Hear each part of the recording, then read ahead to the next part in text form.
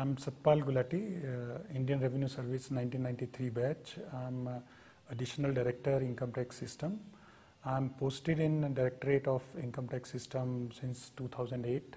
So I have completed my 5 years. Before that I was in the field. So as regard our IT initiatives, that is the information technology initiatives and the projects which you have taken recently, and how it has actually benefited the taxpayers. So maybe if you ask me, the journey we started is somewhere in 95. The first effort was in the having a unique identifier, because if you have a unique identifier, then only you can build up the systems on that. Right. The identifier was the PAN, that is a permanent account number. We started with that, but we found it is a non-core activity. Secondly, the volumes involved were too high. I think you may be knowing today it is around 17 crore PAN data which we have. Yes. However, active PAN database is around 3 to 4 crore who are really filing the returns. Actually, the problem has come because PAN has assumed another significance, that is as a identity card also, whereas that was not our motive. But this is how it has happened. As regard other IT initiatives for the taxpayers are concerned, with the aim of giving them a facility of e-file, since it was supposed to be annexureless, no documents you can't submit. Therefore, your online tax accounting system which we started, that is the challan thing. Otherwise, earlier the people used to tag the challans, whatever they paid. There was issues in reconciliation of the challans. Now with the online tax accounting system, one is that for the government advantage is the floating period of that money. Now that has reduced from, let's say, 30 days to 1 day only. So within 1 day, we are getting that fund to the RBI account. So that's how the government got it.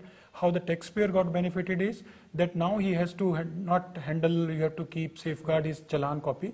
He can only just track his challan on the site only. The portal is available, he can just see that. So what were the roadblocks when you have while initiating the projects and the other? So the roadblocks which I would say is, one is a change management per se of the stakeholders. One stakeholder is my own department, my field officers, how they should tune themselves to the new paradigm shift which is coming through technology. At the same time, how the taxpayers, largely definitely they are educated lot, but still it's coming out of that inertia. Still people like to be part of line rather than the e-line. So this is how one is that major challenge. Second challenge which presently we are finding is, let's say if you have filed a return through e-file only, a physical verification of the same is required because it has to be signed. Either you use the digital signature or you physically sign it. Digital signature, because the banks have also not stressed on the digital signature, so digital signature is not there in the market. Only whatever MCA or the income tax has forced corporates only to take the digital signatures. Whereas the major population, major taxpayers, they are not having digital signature. Maybe one is the cost and other is they are not used to use that thing. They can't appreciate what is that digital signature is. Now the problem is coming is, once I file that statement online, but I have to send a copy, print out in a signed way through a postal means. So it is a mix of two. So what we are finding is 5 to 10% of such signed copies are not reaching to our centers. Since they are not reaching, we are not able to process those returns. Those are not valid returns. So our taxpayers are also getting facing the issues. Even the department is not in a position to process those returns. What we are trying is, we are in touch with Department of Information Technology to find out, is there any midway? One is a physical signature, other is a digital signature. Is there any midway by which we can handle it? Maybe like sending an OTP through a mobile, like bank does. Point is a non-repetition. If you have filed a return, whether you stand by, yes, I filed this return, and you are not going to back out of that. So in these cases, why don't we take examples of some of the developing nations or the developed nations who have been... Yeah, you are right. So at least US, I can tell you how they are doing this thing is. One is first of all, their awareness is too high. I can't compare US to India straight away. Their e-knowledge of even all their citizens, vis-a-vis if you take here, is a drastic difference in between two. Secondly, what they have is, they have something like today if you are filing this year some IT return, you put one unique number. which only you know, right? Next year, that will be your password. Okay. And next year, we'll ask you that. Once that is there, you stand validated, you can't go back. This is how these things we will also, but legal change has to be required for that. The act also has to be changed, and which we have requested our CBDT to look into these changes. So we have done a lot. The government has framed a lot of policies in income tax, but still there is a lot of embezzlement of cash. So what kind of initiatives? See, embezzlement of cash, I would say, if I relate with IIT, it's refund frauds which have happened. And the refund frauds were happening prior to implementation of IT technology and even post IT technology. Why? Because prior to, one can think of, okay, it's the only manual involvement. Because of the IT technology, because the face is not there on the other side, that which we are not, earlier also we discussed, is it digital signature is there or not? So if you can bind a person with digital signature, you can reach back to him. And if it is only a user ID password, which you can very well know that people generally share on their own. They share even the data itself. Therefore, the frauds are happening, and the refunds frauds have happened to the extent of crores. We have passed on that cases to CBI, and CBI is investigating into it. So this is not because of IT, but yes, this has IT may be one reason to facilitate it, because the human intervention is not there.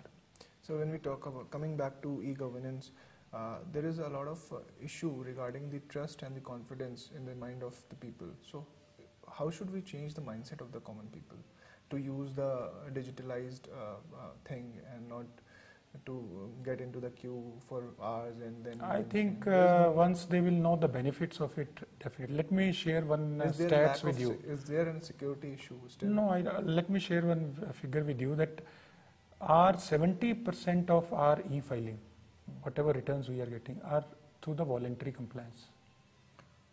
That itself will give you a signal that once people are aware of that this is how technology can be of their betterment, they will use it. Only thing is, it's a time frame, how much time they will take.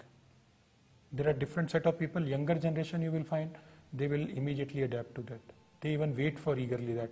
But if you take a older generation, definitely they have reservations. And what are we doing for the rural masses in this sector? See, rural masses, by chance, because of I am dealing with income tax, so they are not much into that. But our domain is roughly around 4 crore taxpayers, which largely are into either a salaried employees or they are into business. So that type of rural or illiterate people coming to IT net are not there. So that way we are in a position that we can handle it. And so what is your 2014 plans? So 2014, or you can say future plan, is where we are trying to take another step forward, is the data warehousing and analytics, because now we have good size of data, right? And then we have different sources of data. Our TDS source is there, our annual information return is there, then there are other databases are also. We are now, databases talking will happen, and based on the analytics, one is that risk profiling will do. That is very important, because our manpower which is there in the department field offices are not much. Therefore, a focused approach on the enforcement, if I do a risk profiling, it is easier for them to do that. That is the one part.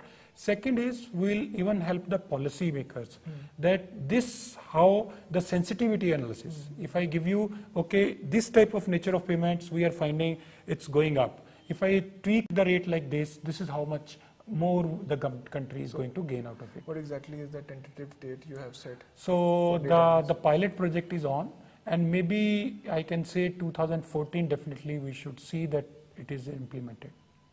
2014 first quarter? 2014, no, it may be by end of that, because abhi RFP for consultant is there, then RFP for service provider will be there, and then finally implementation will be there. So definitely by 2014 implementation will start, and maybe results will come somewhere maybe around end of 14 or start of 15. Okay. And how was your overall experience so Yeah, far? I really enjoyed. Otherwise, I'm being a taxman, but I'm really enjoying the technology part of it. Thank you very much. So much, sir.